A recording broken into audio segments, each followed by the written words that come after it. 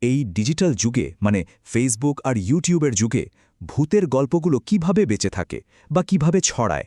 আজকে আমরা বাংলাদেশেরই একটা আধুনিক ভূতের গল্পকে একটু কাটাছেড়া করে দেখব কিভাবে পুরনো দিনের লোককথাগুলো নতুন প্ল্যাটফর্মে এসে নতুন জীবন পায় চলুন শুরু করা যাক এই কথাটা গল্পের মূল চরিত্র আবু সুফিয়ান শিহাবের মানে বুঝতে পারছেন এটা কোনো সাধারণ গল্প হতে যাচ্ছে না এটা তার জীবনের সবচেয়ে ভয়ঙ্কর একটা রাতের কাহিনী তো গল্পের শুরুটা কিন্তু খুবই সাধারণ সময়টা ২০১৯ সাল শীতের রাত শিহাব নামের এক তরুণ তার বন্ধুদের সাথে গভীর রাত পর্যন্ত ব্যাডমিন্টন খেলত এটা তাদের জন্য বেশ নিয়মিত একটা ব্যাপার ছিল দৃশ্যটা একবার ভাবুন বাংলাদেশের যে কোনো একটা গ্রামের মতো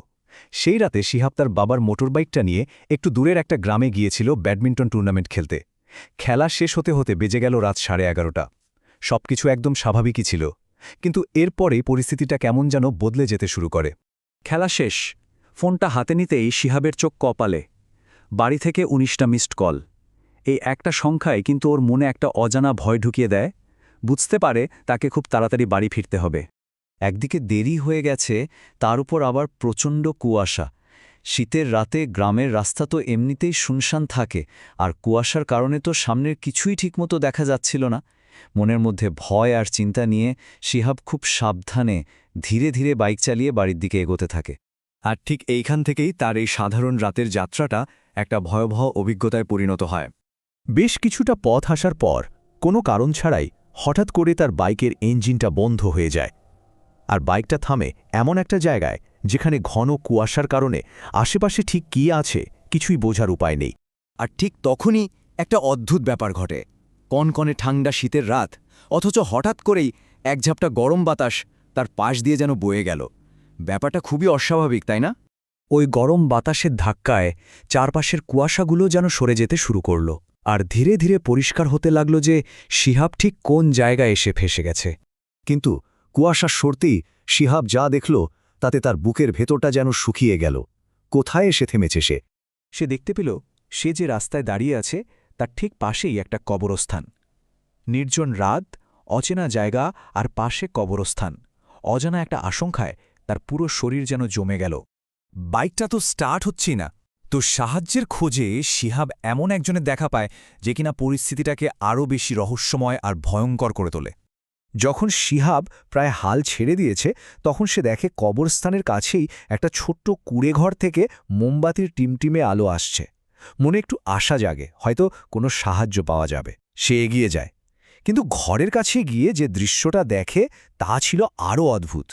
এক লোক একা একা বসে একটা সাদা কাফনের কাপড় সেলাই করছে শিহাব কিছু বলার আগেই লোকটা তার দিকে না তাকিয়ে বলে ওঠে কি বাইক স্টার্ট নিচ্ছে না এই কথাটা শুনে শিহাবের তো মাথা খারাপ লোকটা জানল কিভাবে যে তার বাইক স্টার্ট নিচ্ছে না এই প্রশ্নটা তাকে আরও বেশি ভয় পাইয়ে দেয়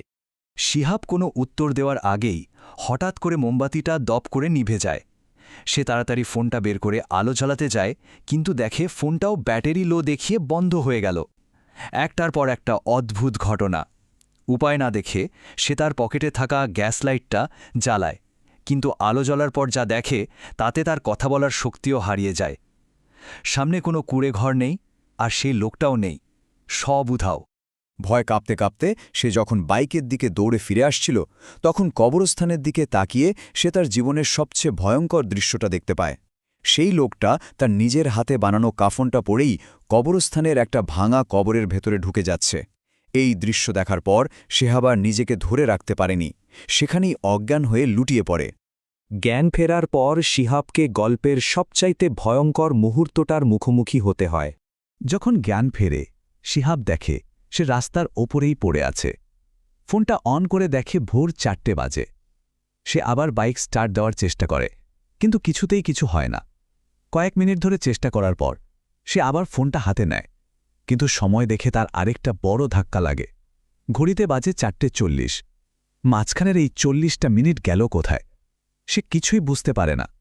এই যে সময়ের গরমিল এটা কিন্তু এমন প্যারানর্মাল গল্পে প্রায়ই দেখা যায় ঠিক তখনই সে একটা পায়ের আওয়াজ শুনতে পায় আর সামনে তাকিয়ে যা দেখে তাতে তার আত্মা খাঁচা ছাড়া হওয়ার জোগাড়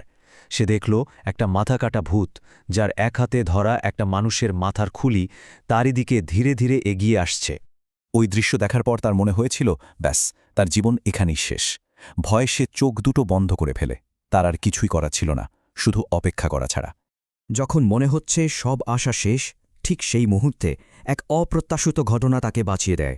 শিহাব যখন প্রায় মৃত্যুর জন্য প্রস্তুত, ঠিক তখনই কাছের মসজিদ থেকে ফজরের আজানের সুমধুর ধ্বনি ভেসে আসে। আমাদের লোককথায় প্রায় শোনা যায়, ভোরের আলো বা কোনো পবিত্র ধ্বনি অশুভ শক্তিকে দূরে সরিয়ে দেয়। আজানের শব্দ কানে আসতেই শিহাব সাহস করে চোখ খোলে আর দেখে সামনে কিচ্ছু নেই। সেই মাথা কাটা ভূতটা গায়েব হয়ে গেছে। মনে সাহস ফিরে আসতেই সে বাইকে আবার স্টার্ট দেয়, আর আশ্চর্য ব্যাপার, প্রথম চেষ্টাতেই বাইকটা স্টার্ট নিয়ে নেয়। সে আর এক মুহূর্ত দেরি না করে সেখান থেকে সোজা বাড়ির দিকে রওনা দেয়। গল্পের শেষে এইসব অদ্ভুত ঘটনার একটা ধর্মীয় এবং সাংস্কৃতিক ব্যাখ্যা পাওয়া যায়, যা এই ঘটনাগুলোকে একটা কাঠামো দেয় এবং একটা শিক্ষাও দেয়। বাড়ি ফিরে অসুস্থ হয়ে পড়লে তাকে হাসপাতালে ভর্তি করা হয়। সুস্থ হওয়ার পর শিহাব এলাকার এক ইমাম সাহেবের কাছে গিয়ে সব খুলে বলে। ইমাম সাহেব সবটা মন দিয়ে শুনে বলেন, যা ঘটেছে তা দুষ্ট শয়তানের কাজ। ফজরের আজানি সে রাতে তোমাকে বাঁচিয়ে দিয়েছে, না হলে আরও খারাপ কিছু ঘটে যেতে পারত। ইমাম সাহেব তাকে কিছু উপদেশও দেন। তিনি তাকে কিছু পড়া পানি দেন, ওই ভয়ঙ্কর রাতের ঘটনাটা ভুলে যাওয়ার চেষ্টা করতে বলেন, আর সবচেয়ে জরুরি, রাতে অকারণে বাইরে যাওয়া কমাতে বলেন। এই উপদেশগুলোই যেন গল্পের মূল বার্তাটা আমাদের কাছে পৌঁছে দেয়। শিহাবের এই ব্যক্তিগত অভিজ্ঞতাটা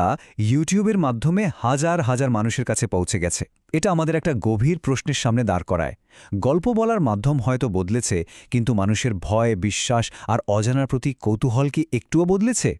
এই ধরনের সত্য ঘটনা হিসেবে বলা গল্পগুলোই কি আজকের দিনে আমাদের প্রাচীন লোককথাগুলোকে নতুন রূপে নতুন প্রজন্মের কাছে বাঁচিয়ে রাখছে? এটা কিন্তু ভাবার মতো একটা বিষয়।